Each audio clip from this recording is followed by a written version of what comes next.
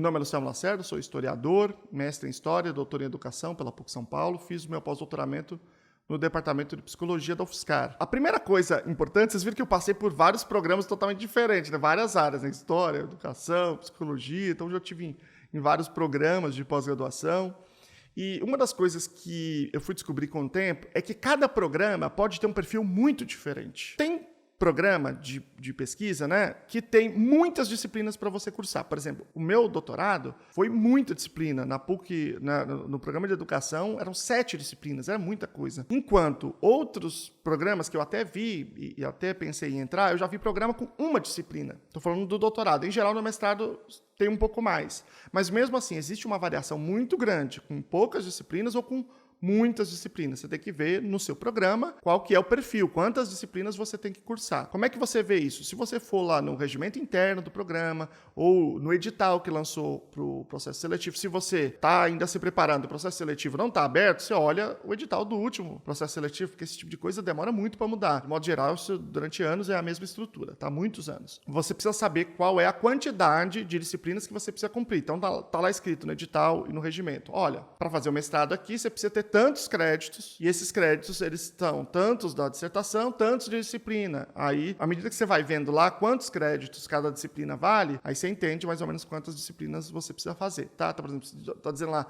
você precisa fazer 30 créditos. Aí você vai lá nas disciplinas, tem lá sempre as disciplinas, você olha lá quantas disciplinas tem, quantos créditos vale cada uma. Aí você, então eu tenho que fazer tantos aqui, 10, 7, 5, 4, sei lá, depende do programa, varia bastante mesmo, né? Mas vamos imaginar que você já olhou, você já sabe quantas disciplinas tem que fazer no seu programa. Aí você tem essa distinção, que é disciplinas obrigatórias e disciplinas que são eletivas. Bom, as obrigatórias, não precisa nem explicar muito, né? Elas são obrigatórias, você tem que fazer todas elas. Mas, diferentemente do like, da inscrição, que não é obrigatório, é eletivo, como as disciplinas que eu vou falar, mas que são muito importantes, né? Que são fundamentais para a continuidade do trabalho aqui. Tem mais um aspecto aí importante que você precisa observar, que é o seguinte: quando você precisa fazer? Porque isso varia muito de programa para programa. Por exemplo, tem disciplina que é obrigatória, que é, por exemplo, anteprojeto de pesquisa. E aí, de um modo geral, vai estar descrito lá o seguinte: olha, essa aqui tem que fazer no primeiro semestre, porque no primeiro semestre você chega aqui e aí faz o projeto, né? Você está com o anteprojeto e vai transformá-lo num projeto. Pode chamar projeto de pesquisa, pode chamar metodologia da ciência ou qualquer outro. Ou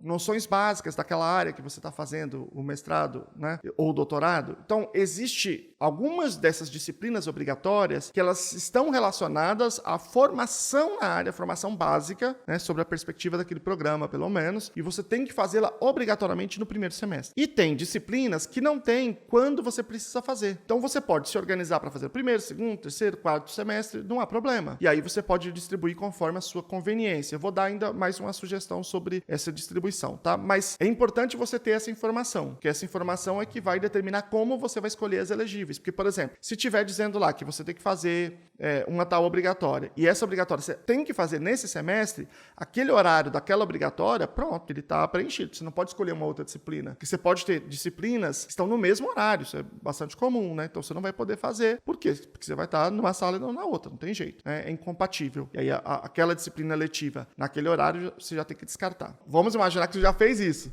Você já sabe quais são as obrigatórias, quando as obrigatórias precisam ser cursadas e quando quais as eletivas que tem, né? E quantas você tem que cursar. Primeira coisa é a seguinte: o que é o ideal? O ideal é você cumprir todas as disciplinas do primeiro ano, primeiro e segundo semestre. Pode deixar algum para o outro ano? Pode, de preferência para o primeiro semestre do outro ano.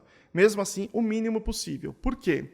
Porque disciplina pode ter muito trabalho para você fazer. E no segundo ano, você vai estar muito dedicado a escrever a dissertação. Então, se você tiver disciplina todo o tempo, você vai ter que se dividir entre estar na disciplina e fazer a dissertação. E aí vai ficar mais difícil, possivelmente, para você cumprir tudo. Pode ser que atrase, enfim, dor de cabeça para você. Então, se você conseguir concentrar as suas disciplinas no primeiro ano, é melhor para você. Porque você vai lá, por exemplo, 2 dias por semana, você vai lá, faz o máximo de disciplina possível durante o ano inteiro. Chegou no próximo ano, você só vai na universidade para poder ter orientação. Você não precisa ir lá mais toda semana. Você pode gastar esse tempo que você teria que usar para isso, para escrever a sua dissertação, para buscar a sua fonte, né, para ler outras referências que são importantes para você. Então, se você puder organizar no primeiro ano, melhor negócio. É a melhor coisa. Você não sabe ano que vem, inclusive quem vai pegar a disciplina pode ser um outro professor que pode ser difícil, né? Você pode ter um pouco mais de dificuldade, pode ser alguém super exigente, né? Pode dar um monte de problema. Então, o ideal é fazer no primeiro ano, a gente organizar para tentar fazer no primeiro ano. Nem sempre é possível, é verdade, mas ainda que não seja possível, no primeiro semestre do segundo ano, não no segundo, porque se deixar para o segundo, a probabilidade de dar pepino é muito grande. Bom, você já entendeu? Vamos tentar escolher as disciplinas no primeiro ano, para matá-las no primeiro ano, para o segundo ano ficar só com dissertação, se tiver de ir a evento, né? Fazer ali talvez alguma publicação e apresentar algum congresso, fica mais livre assim. Beleza, mas aí tem um monte de eletiva e eu tenho que escolher. Existem 3 critérios para você escolher essas eletivas e é o que eu vou explicar para você. O primeiro critério, óbvio, o mais importante é qual é o valor que aquela disciplina tem para a sua dissertação. O mestrado, ele é muito concentrado na dissertação. Esse é o produto que você tem que criar, entendeu? O foco é aí. Se você vai fazer disciplinas aleatórias, isso é um problema. Você tem que fazer disciplina que vai colaborar para a sua dissertação, porque ao mesmo tempo que você estuda para ela, aquilo está ajudando você, já está fundamentando para você escrever a sua dissertação. Então, tem mais uma disciplina, por exemplo, sobre o método de pesquisa que você vai utilizar. Tem uma disciplina que está discutindo uma obra fundamental de um autor que é importante para você, que você está utilizando na sua dissertação. Tem uma disciplina lá que é uma disciplina básica, que aborda certos dados que são relevantes para você. Então, tudo isso você já tem que pegar, né? Você já tem que, na hora, falar, essa aqui é minha. E agora vai uma dica, hein? Dica importante, importantíssima. Faça inscrição assim que abrir a matrícula. Porque é muito comum você dizer, essa inscrição aqui, nessa disciplina é bacana, vou fazer. Né? Então, eu vou lá em tal data, a inscrição está aberta ainda, vou fazer em tal data. Aí, quando você chegar lá, acabou a inscrição. Já está cheia. Então, encheu, meu amigo. Um abraço. Você não tem direito a se inscrever naquelas disciplinas porque elas existem e elas estão disponíveis na universidade. Elas dependem das vagas. Ela lotou, acabou. E quando você tem aí uma disciplina que tem um tema que é utilizado por muitas pessoas, é rapidinho. Às vezes, em poucos dias já está cheia a disciplina e aí você perde aquela oportunidade e vai ter que fazer outra. A segunda dica, ainda dentro dessa primeira, né, o valor para a sua dissertação, é a seguinte. Olha essa aqui, hein, gente? Olha essa dica de ouro aqui. Você tem que observar no seu programa, tá? Aliás, na sua universidade, na relação entre os programas. Mas, em geral, você pode também fazer disciplinas de outros programas de pós-graduação. Por exemplo, você está lá na educação, está discutindo direito à educação, lá na LDB, alguma coisa. Quer fazer uma disciplina lá no direito? Pode. Quer fazer uma disciplina lá na sociologia? Pode. Claro que o outro programa precisa aceitar, mas de um modo geral, pode. Eles aceitam. A grande maioria dos programas. Digo mais ainda para vocês. Cadê o ouro enlatado? Eu não digo. Se você tiver em algumas universidades que tem essa possibilidade no seu regimento interno, aí você tem que observar, você pode, inclusive, fazer em outra universidade. Por exemplo, vamos imaginar que você está fazendo, que eu estou fazendo lá na USP de Ribeirão Preto, que é longe pra caramba. Mas, enfim, estou fazendo, né? Aí eu fiz as obrigatórias, no semestre que vem eu falo, acho que eu quero fazer uma eletiva, mas eu vou fazer na USP aqui de São Paulo, vou pedir, tem uma disciplina aqui interessante, eu posso fazer o pedido e poderia fazer aqui, ou em outra, não precisa nem ser USP, pode ser outra universidade. Aí, é claro que tudo isso tem que avaliar o caso concreto, o regimento interno, se existe algum acordo entre as universidades, mas isso é bem comum, tá? Um dia eu me debruço só explicando como é que é isso, fazer disciplinas em outras universidades. E então você tem que ter esse critério. Qual é o valor para a sua dissertação de mestrado, tá? Agora, o segundo critério. Esse critério ele é um pouco cínico que eu vou falar aqui para vocês. Aí depende de você, depende do seu perfil, né? Que é a seguinte: toda vez que você vai fazer uma disciplina, você tem que pedir lá pro seu orientador, ele que assina, né? Essas disciplinas eletivas. Pelo menos assim foi durante a minha trajetória. Não sei se alguma universidade é diferente, mas em geral é isso. O orientador que, né, você fala para ele, quero fazer essas disciplinas, e ele dá o ok. E aí você matricula. Esse segundo critério, um pouco cínico, como eu disse, é aquilo que agrada ao orientador, aquilo que ele quer que você passe por um processo, aquilo que te aproxima dele. É aí que depende muito do perfil. Por quê? Porque você pode ser uma pessoa que está buscando construir mais esse relacionamento e está se comportando para isso, você faz as disciplinas que ele quer que você faça, porque são pessoas do grupo dele que estão dando a disciplina. Ou você pode fazer diferente, você pode se comportar de uma maneira mais autônoma, como eu fiz. Inclusive, a briga foi tanto que eu tive que trocar de orientador, porque o orientador dizia que eu não podia fazer tais disciplinas, ele disse que as disciplinas não serviam para nada, que eu não podia ler tal livro. Eu não aceitei isso, né? Mas a confusão foi grande, eu tive que segurar a onda, quase sair do programa por conta disso. Não sei qual é a sua intenção. Se a sua intenção é assim, não, eu quero construir uma relação com esse orientador, quero fazer parte do grupo de pesquisa dele, quero continuar no doutorado com ele, quero, inclusive, pleitear uma vaga depois para dar aula aqui, um lugar legal, quero, enfim.